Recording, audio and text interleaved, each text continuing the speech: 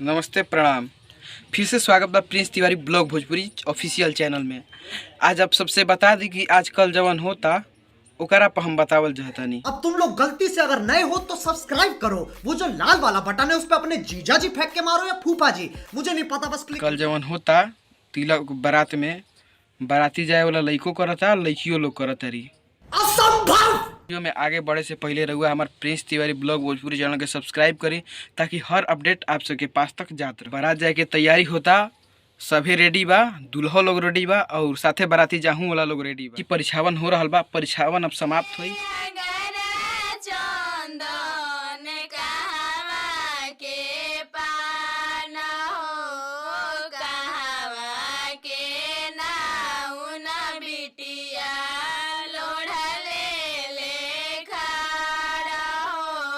परिछावन हो गई और दूल्हा के गाड़ी खुली, लेकिन दूल्हा के गाड़ी से पहले हमनी के खुलल बहुत जरूरी बा, कैसे कि हमनी के ओहिजो जाए के बा, जहाँ की कहीं होटल में रुक के हमनी के नाश्ता पानी करब जा।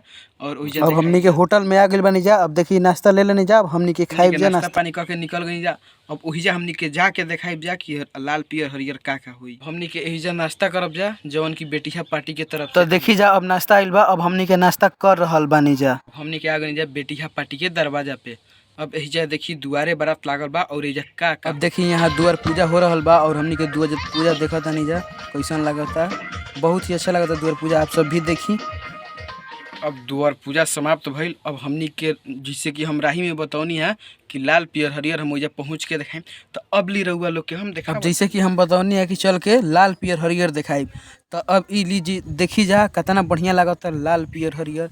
हालांकि एमें तो ब्लू हरियर बा, लाल नहीं है, लेकिन बहुत ही अच्छा लगता। देखी जा आप सब, तो जैसे कि हम कहने कि लाल पियर हरियर देखी, तो रहुआ लोग लाल पियर देख के मजा लेनी है नु, तो जल्दी बताई। आज के वीडियो बताइम जा रहुआ सब कैसन लगल। हमारे मकसद रहल है कि का होता है आजकल तिलक बारात में, उ हमरा दिखावे के मकसद रहल। और रहुआ लोग के मनोरंजन खातिर ई वीडियो बनल है। रहुआ लोग अपना दिल पे ना ले, एकरा के हंसी मजाक में उड़ा देम।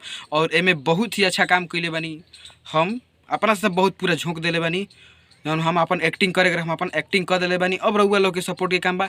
एक वीडियोग्राफी कैले बानी, बहुत ही अच्छा वीडियोग्राफर अभिषेक भैया, और बहुत ही अच्छा एकरा के मतलब एडिटिंग कैले बानी राजेश सिंह जी।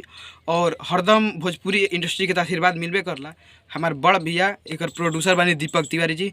तो रहुआ सब प्रिंस तिवारी ब्लॉग भोजपुरी के लाइक कमेंट सब्सक्राइब करी। चलिए फिर से प्रणाम बा, अगला वीडियो मिला तनी रहुआ सब के बारात पार्ट 2 लेके। जय।